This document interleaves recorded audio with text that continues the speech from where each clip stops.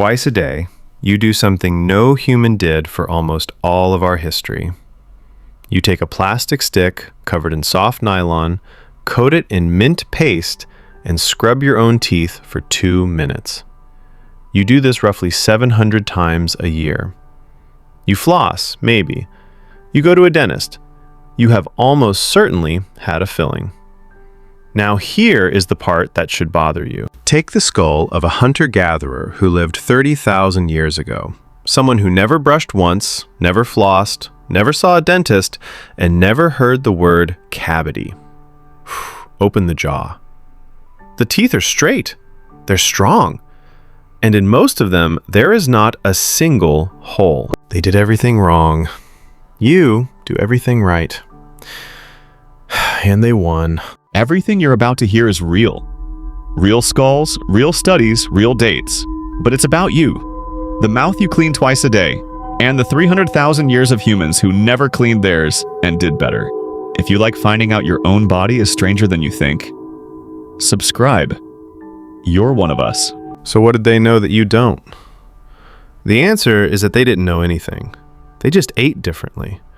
And the moment we changed what we put in our mouths started falling apart. Start with the bones, because they're brutally clear. When archaeologists survey the skulls of pre-agricultural humans, hunter-gatherers living off meat, fish, roots, nuts, and wild plants, they find cavity rates that are almost nothing.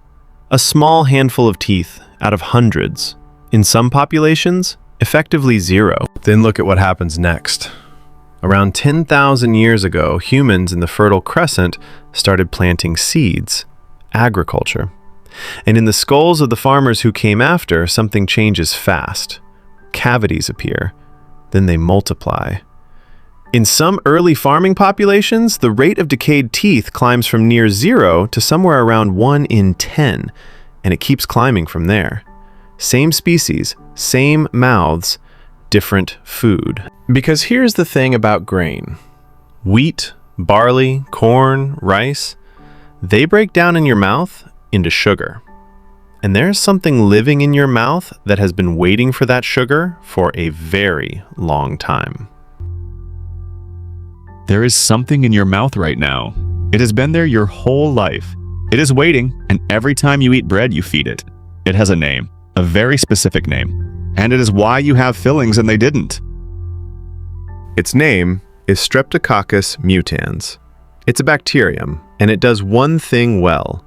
It eats sugar, and it excretes acid.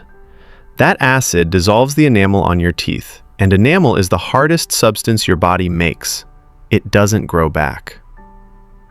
When researchers sequenced the bacteria trapped in the hardened plaque on ancient teeth, they found something remarkable. In hunter-gatherers, the mouth was a crowded, diverse, balanced place. Hundreds of species, none of them dominant. Then agriculture arrives, and the diversity collapses. The sugar eaters take over. And when refined sugar and white flour arrive in the industrial era, the takeover finishes. The modern mouth is not a healthy ecosystem. It is a monoculture, farmed by one bacterium for one crop. You are not losing to your ancestors because you brush badly. You are losing because you're feeding something they never fed. Now, let's talk about the health of your mouth. Cavities are the small half of this. The bigger problem is that 4 of your teeth do not fit inside your own head. And evolution didn't do that to you. You did. Or rather, what you chewed as a child did. But cavities are only half the story. And honestly, the smaller half. Look at those ancient skulls again, and look at the alignment. The teeth sit in a broad, wide arch. They're straight without ever being straightened. And at the back, all 4 wisdom teeth have come in fully, sitting neatly in the jaw, doing their job. Now look at a modern mouth. Around a third of people have teeth crooked enough to be considered a problem. Millions of us wear braces. And the wisdom teeth, in a huge number of people, simply do not fit. There is no room. They come in sideways, they get stuck in the bone, they become infected, and we cut them out. It has become so routine that we treat it as a normal part of growing up. So ask the obvious question, why would evolution give you 4 teeth that don't fit in your own head? It didn't. Your teeth are the same size your ancestors were. Your jaw is not. The human jaw has been shrinking, and it isn't happening slowly over millions of years of evolution. It happens inside a single lifetime. Yours. Read that again. Take a moment to process this. Not over millions of years. Inside one lifetime. The jaw you are carrying right now was built, or wasn't, by what you put in your mouth as a kid. Here's why. Bone is not fixed. Bone responds to load. Your jaw is not a shape you're born with. It's a shape you build, and you build it by chewing. Ancient humans chewed hard, and they chewed for hours. Tough meat that fought back, fibrous roots, raw plants, nuts you had to crack. That constant heavy load told the jaw to grow, and the jaw grew wide and strong. And by the time the wisdom teeth arrived, there was a place for them. Then we invented cooking, then milling, then processing, then the soft, mushy, pre-chewed food that fills a modern kitchen. A child today can go an entire day without chewing anything harder than bread. The signal never comes. The jaw never gets the message to grow. The teeth arrive at full size anyway, into a jaw that's stopped short. There isn't room, so they twist, they crowd, they push, and the last four have nowhere to go at all. Your crooked teeth are not a genetic flaw. They are a construction problem. Your face was built on a soft diet. And the same logic explains something else about that skull. It's not just that the teeth are straight, it's that they're worn, flattened, sanded down by decades of grinding through hard food. Their teeth were tools, and they used them like tools. A third hand, gripping hide while both hands worked, softening leather, stripping fiber. You can see it in the scratches on the enamel, which run in a direction that tells archaeologists which hand the person favored. A tooth is a diary. Think about that for a moment. A single tooth tells an archaeologist which hand you favored, what you ate, and how hard your life was. Your teeth are still writing that down, right now. So now put yourself in that mouth.